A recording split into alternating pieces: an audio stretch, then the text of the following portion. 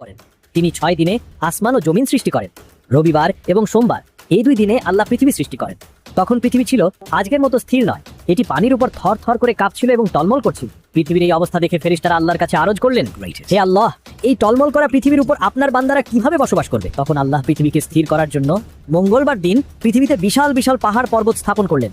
এই পাহাড়গুলো পেরেকের মতো কাজ করে পৃথিবীকে মাটির গভীরে গেঁথে ফেলে এবং এর কাঁপুনি বন্ধ করে। পাহাড় সৃষ্টির পর বুধবার দিন আল্লাহ পৃথিবীতে গাছপালা, নদী নালা এবং সকল প্রকার উদ্ভিদ ও প্রাণীর জন্য রিজিকের ব্যবস্থা করে। এরপর বৃহস্পতিবার এবং শুক্রবার এই শেষ 2 দিনে আল্লাহ আসমানের দিকে মনোনিবেশ করেন, যা ছিল ধোঁয়ার মতো। তিনি সেই ধোঁয়া থেকে 2 দিনের 7টি আসমান তৈরি করেন এবং পৃথিবীর সবচেয়ে কাছের আকাশকে চন্দ্র, সূর্য এবং কোটি কোটি নক্ষত্র দিয়ে সাজিয়ে দেন। এভাবেই তৈরি হলো আমাদের এই বিশাল মহাবিশ্ব, এক নিখুঁত এবং সুশৃঙ্খল জগৎ যা পরিচালনার জন্য রয়েছেন অগণিত ফেরেশতা। আসমান ও জমিন সৃষ্টির পর এবং মানুষ সৃষ্টির বহু আগে আল্লাহ পৃথিবীতে বসবাসের জন্য এক নতুন এবং বিস্ময়কর সৃষ্টিকে তৈরি করলেন। তারা হলো জিন। জিনরা ছিল এক অদৃশ্য জাতি।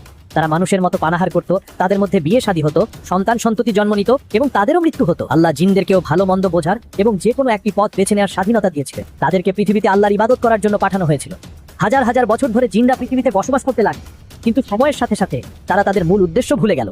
তারা আল্লাহর হুকুম অমান্য করতে শুরু করলো এবং একে অপরের উপর জুলুম অত্যাচার করতে লাগলো। তাদের মধ্যে হিংসা, অহংকার এবং ক্ষমতার লোভ এতটাই বেড়ে গেল যে তারা একে অপরের সাথে ভয়ঙ্কর যুদ্ধে এবং রক্তারক্তিতে লিপ্ত হলো। তাদের পাপে পৃথিবী এক ভয়ঙ্কর অশান্তির জায়গায় পরিণত হল। তাদের এই সীমা লঙ্ঘন দেখে আল্লাহ অত্যন্ত অসন্তুষ্ট হলেন। তিনি আসমান থেকে ফেরেশতাদের এক বিশাল বাহিনী পাঠালেন সেই দুষ্ট জিনদেরকে দমন করার জন্য। ফেরেশতারা পৃথিবীতে নেমে এসে সেই পাপাচারী জিনদের সাথে যুদ্ধ করলেন। তারা বেশিরভাগ জিনকে হত্যা করলেন এবং বাকিদের তাড়িয়ে সমুদ্রের গভীরে এবং দূর দূরান্তের দ্বীপগুলোতে পাঠিয়ে দিলেন। সেই যুদ্ধের সময় ফেরেশতারা দেখলেন জিনদের মধ্যে এক ছোট্ট শিশু রয়েছে যা অন্যদের চেয়ে ভিন্ন ছিল। তার নাম ছিল আজাজিল। সে ছিল অত্যন্ত সুন্দর এবং তার মধ্যে জ্ঞানের এক বিশেষ প্রতিভা ছিল। ফেরেশতারা তাকে দয়া করে হত্যা না করে আল্লাহর হুকুমে তাকে সাথে করে আসমানে নিয়ে গেল। আসমানে ফেরেশতাদের সাথে থেকে আজাজিল আল্লাহর ইবাদতে নিজেকে এমন ভাবে ডুবিয়ে দিল যে তার জ্ঞান এবং মর্যাদা দিনে দিনে বাড়তেই থাকলো।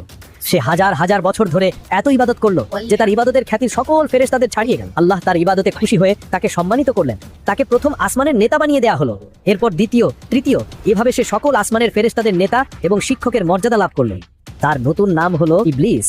সে এতটাই সম্মানিত ছিল যে আল্লাহর আরশের চারপাশে যে মহান ফেরেশতারা থাকেন তাদের সাথেও তার ওঠা বসা ছিল। কিন্তু তার অন্তরের গভীরে তার সেই আগুনের তৈরি অহংকার তখনও লুকিয়ে ছিল। পৃথিবীকে জিনদের বিপর্যয় থেকে মুক্ত করার পর আল্লাহ ফেরেশতাদের একত্রিত করলেন এবং তার সেই ঐতিহাসিক ঘোষণাটি দিলেন। তিনি বললেন, আমি পৃথিবীতে একজন খলিফা বানাতে চলেছি। এই ঘোষণা শোনার সাথে সাথেই ফেরেশতাদের মনে জিনদের সেই ভয়ঙ্কর রক্তারক্তির স্মৃতি ভেসে উঠল। তারা অত্যন্ত বিনয়ের সাথে জিজ্ঞেস করলেন, হে আমাদের রব, আপনি কি পৃথিবীতে এমন কাউকে বানাবেন যে সেখানে গিয়ে আবার অশান্তি সৃষ্টি করবে আর একে অপরের সাথে রক্তপাত করবে?